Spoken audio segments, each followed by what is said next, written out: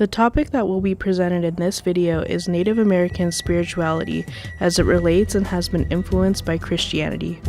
Religious traditions and ceremonies are practiced and taught by elders to younger generations in their communities and play a major role in their cultural identity. It is most definitely important to understand that Native American beliefs, practices, ceremonies, rituals, or any other examples of spirituality cannot be presented as universal to every tribe in the United States. There are vast variations of more than 850 recognized and unrecognized tribes, as well as differences within the same tribe. Native Americans are often referred to as First Nations people because, well, they were on this land first, for thousands of years before the arrival of Europeans around 1492. After contact was made with Europeans, Native Americans experienced unimaginable disease, violence, relocation, and genocide. Even though all of the atrocities made against their ancestors, Native tribes have been able to hold on to their cultural identities and are currently striving to pass down traditions to younger generations. As stated previously, spirituality is central to Native American life. Without generalizing an entire race, these are some names of what Natives call their higher power, such as Great Spirit, Wankantanka, the Creator, the Supreme Being, the Lord, God. These are just a few names that are used.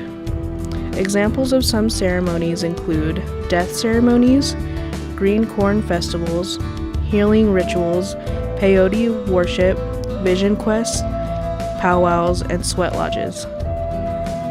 Many followers of Native American spirituality do not regard their spiritual beliefs and practices as a religion. Their beliefs and practices are an integral part of their very being. Common beliefs found among several tribes is respect for Mother Earth, respect of all living creatures, wisdom sought through their ancestors, as well as ceremonies and rituals to celebrate life transitions and spiritual cleansing. Christianity was introduced to natives by European missionaries. During the late 19th and mid-20th centuries, Native American children were taken from their parents to boarding schools as an attempt to strip them of their cultural identity, native language, and traditional religious beliefs. These schools used violence, humiliation, sexual abuse, and strict rules to convert children. During this time, Native American religious practices were outlawed, so they had to practice in hiding if they chose to do so at all. Today, many Native Americans still practice Christianity solely or incorporate it with their traditional faith.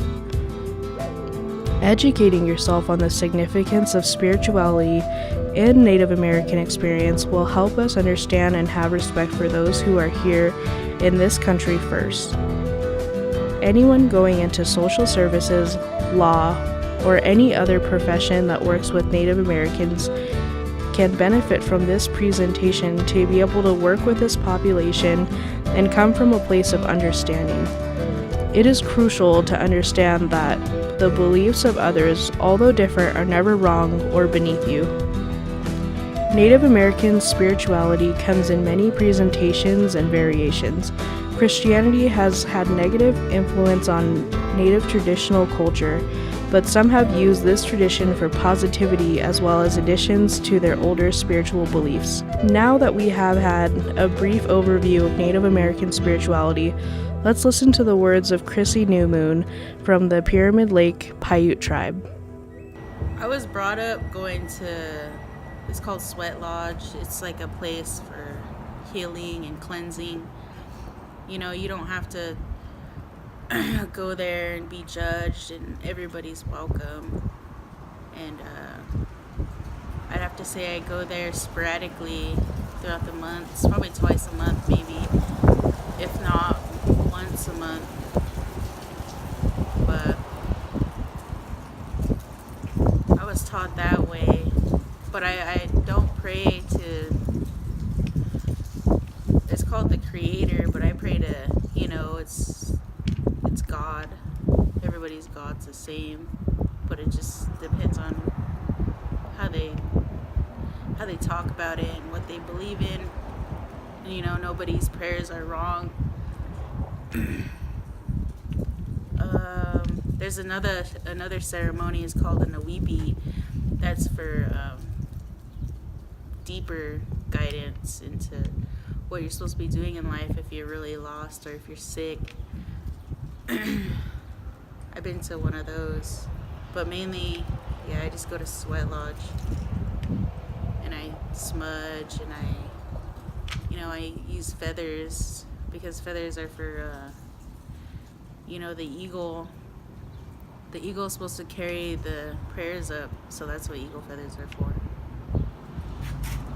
Well, I think Christianity, to me, I'd have to say it had a big influence because my grandmother, she passed away in 2014, but she was always a Christian lady, and she always, taught us to pray to the Lord and, just ask him to be with us. And that's the way I learned how to pray too, was the Christianity way and the native way.